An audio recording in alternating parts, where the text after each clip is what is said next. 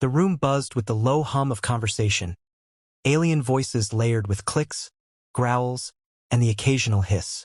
Dozens of soldiers, each representing a different species, gathered in casual groups, their tones laced with confidence. They were veterans, elites of the Galactic Military Coalition, and they wore their arrogance like armor. When the human finally entered, their chatter stuttered to a halt, followed by scattered whispers and exchanged glances. Commander Alex Mason stepped forward, unbothered by the sudden attention. He wasn't an imposing figure, not in this room. His frame was lean, almost slight compared to the towering, muscular builds of the Coalition's warriors. His uniform was simple, marked by faded patches and worn edges, the only indication of rank being the small emblem pinned to his chest. Scars carved lines across his tanned skin, one running jaggedly from his jaw to his temple. But it was his eyes, steel gray and unyielding, that silenced the murmurs. Captain THAK, the commanding officer of the assembly, stood at the front of the room. He was a mountain of a creature, with dark, scaled skin that shimmered faintly under the sterile light. His voice, deep and guttural, carried authority as he addressed Mason. "Commander Mason, a Deathworlder as they call you. How fitting that you'd come to share your expertise in survival." The words dripped with condescension, eliciting a few snickers from the soldiers.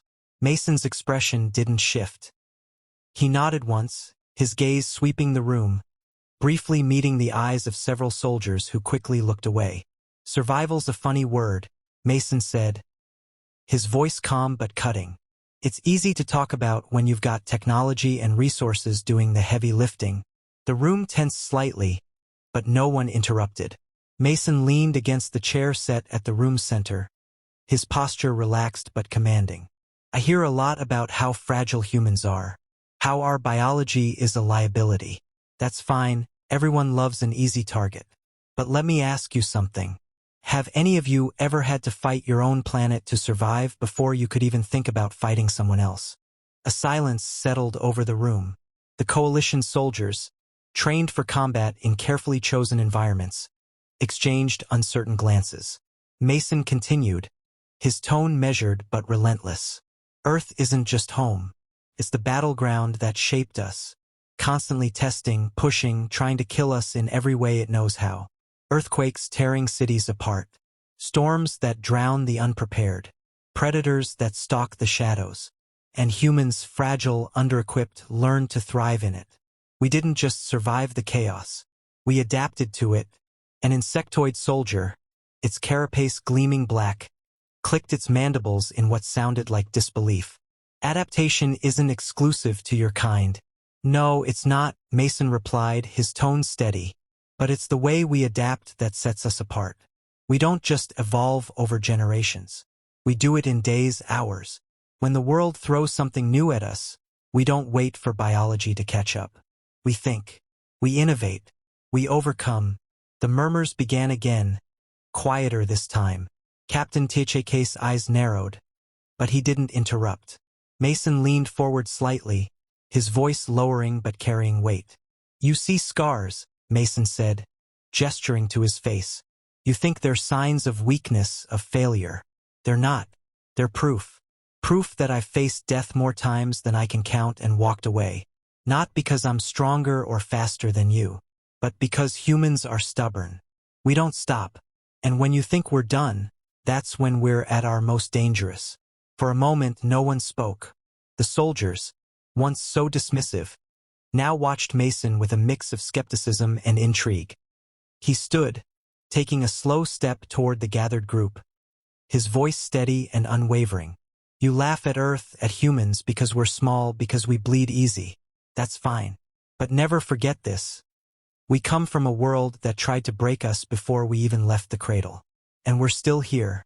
So, ask yourselves, if we can survive that, what chance does anything else have?" The silence was absolute. Mason leaned back slightly, letting the silence settle over the room.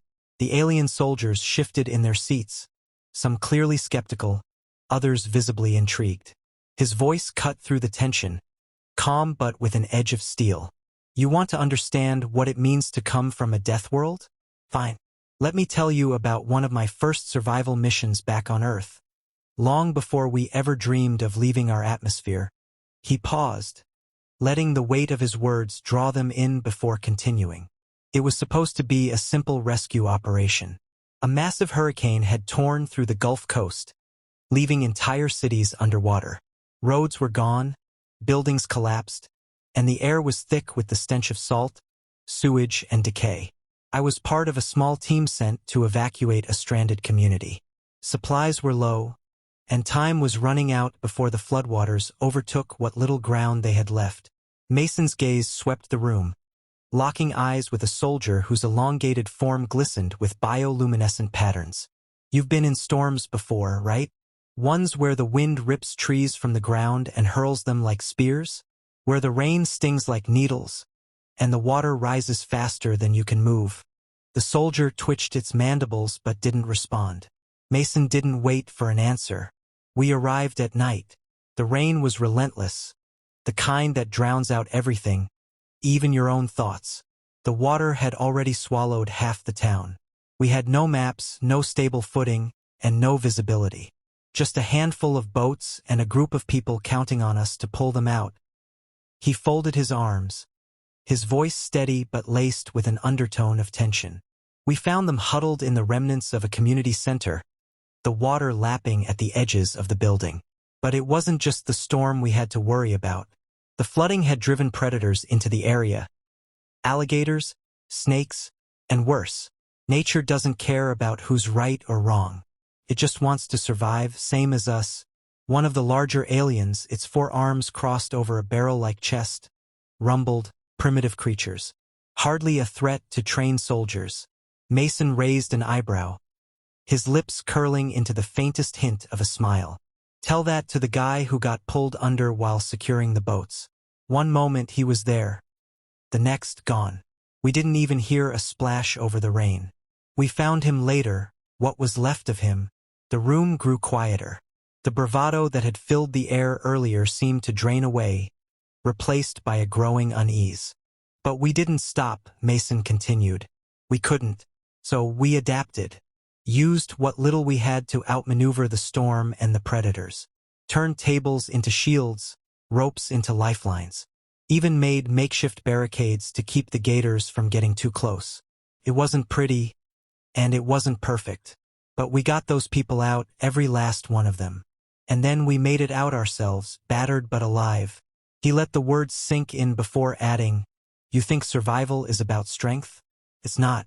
It's about knowing when to fight and when to outthink the thing trying to kill you. And on Earth, something is always trying to kill you." The silence in the room deepened, the weight of Mason's story settling on the soldiers like a heavy fog. His voice softened, but the intensity didn't waver. "That's the thing about humans. We don't have claws or armor. We don't have wings or venom.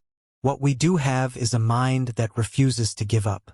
We look at the impossible, and instead of running, we ask ourselves how to beat it. And then we do." He sat back, his expression calm, almost unreadable. "You think surviving on a battlefield is hard? Try doing it in a world that doesn't care if you live or die. Then you'll understand what it means to come from Earth." For a moment, no one spoke. Even the most skeptical among them seemed to be reconsidering their assumptions. Mason didn't press further, letting the silence speak for itself. Mason's gaze swept across the room, locking briefly on the faces of the alien soldiers. Their postures were more rigid now, their expressions no longer mocking but contemplative. He leaned forward slightly, his tone steady and deliberate. "You think surviving Earth is impressive? That's just the foundation.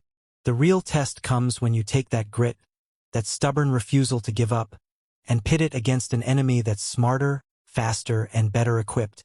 He paused, letting the weight of his words sink in. "Let me tell you about the Zarnath offensive." A ripple of recognition moved through the room. The Zarnath were a name many of them knew, an empire of ruthless efficiency and advanced technology. Mason noted the shift and continued. "It was a joint operation. Humanity wasn't supposed to lead. We were just one piece of the coalition. But when the Zarnath fleet struck our forward base, we were cut off, surrounded, and outnumbered 10 to 1.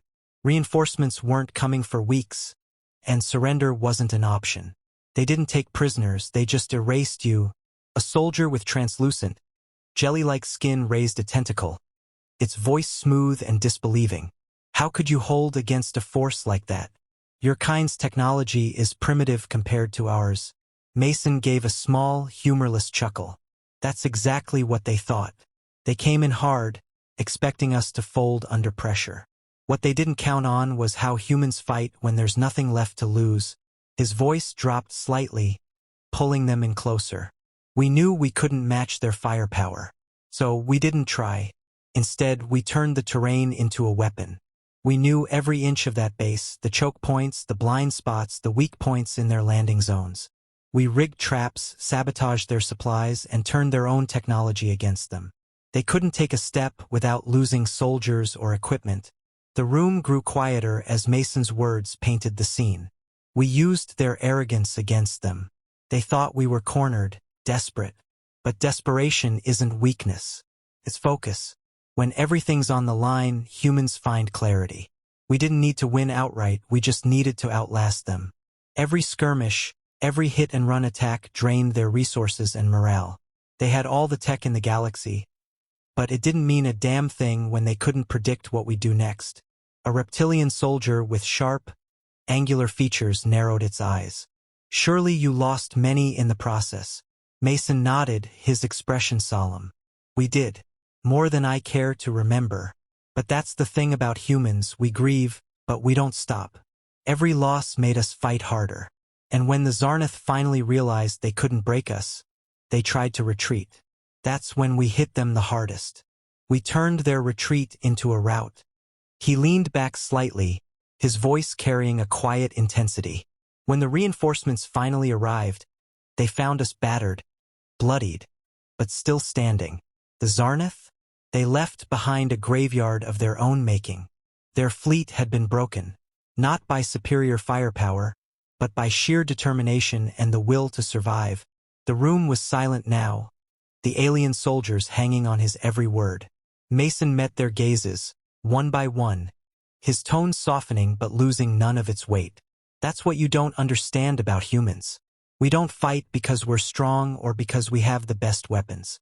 We fight because we have to.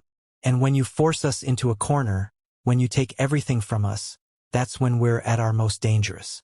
Because we'll find a way. Always. His words hung in the air, heavy and unyielding. For the first time, none of the soldiers seemed inclined to argue. Mason let the silence stretch, his expression unreadable. Then, with a faint nod, he leaned back and waited for their next question. The room felt heavier now, the weight of Mason's words settling over the soldiers like a tangible force. They had come into this briefing expecting arrogance from the Deathworlder, perhaps a few exaggerated tales of survival and primitive bravery. What they received instead was something far more unsettling, a glimpse into a mindset they couldn't entirely grasp. Mason leaned forward, his elbows resting on his knees, his voice calm but filled with purpose. You've listened to my stories, and I've seen the looks on your faces. You're impressed by what humans have endured. You're surprised we've lasted this long. And I get it. You look at us and see a species that shouldn't have made it past its first evolutionary hurdle. Fragile bodies, short lifespans, no natural weapons. On paper, we're an anomaly, a mistake in the universe's design. He paused, glancing around the room, letting his words hang in the air. But here's the thing. The universe doesn't care about paper. It doesn't care about odds or logic. The only thing that matters is what you do when the odds are stacked against you. And that's where humans shine.